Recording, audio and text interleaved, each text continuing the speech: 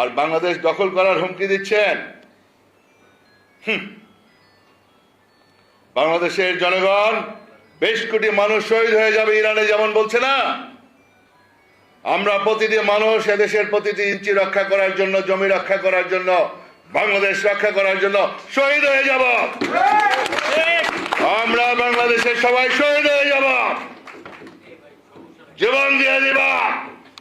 1 ইঞ্চি আগে আমরা ইনশাআল্লাহ ভারত দখল করতে পারবে না। ইনশাআল্লাহ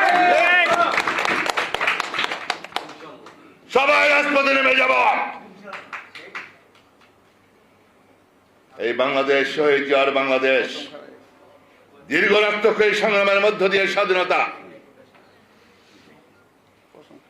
আমরা পালিয়ে যাওয়ার দল নয়। শেখ হাসিনার পালিয়ে যাওয়ার ইতিহাস রয়েছে, তোমাদের কাছে আশ্রয় পেয়েছে।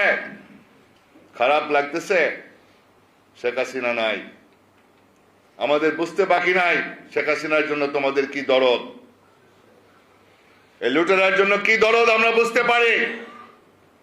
সুতরাং আমরা যারা নির্বাচনের মাধ্যমে আসছি, আমরা সবাই মিলে সরকারি দল, বিরোধী দল সবাইকে নিয়ে সসম্মানে গঠনমূলক সমালোচনা করব।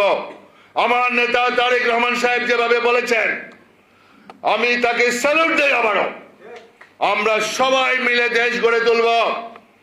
এই দেশে অনেক সমস্যা রয়েছে, অর্থনৈতিক সমস্যা, যে কোনো সংকট আমরা আলোচনার মাধ্যমে, আমার নেতা বলেছেন তারেক রহমান পার্লামেন্টে, আমরা সংকট সবাই মিলে আলোচনা করে সমাধান করব।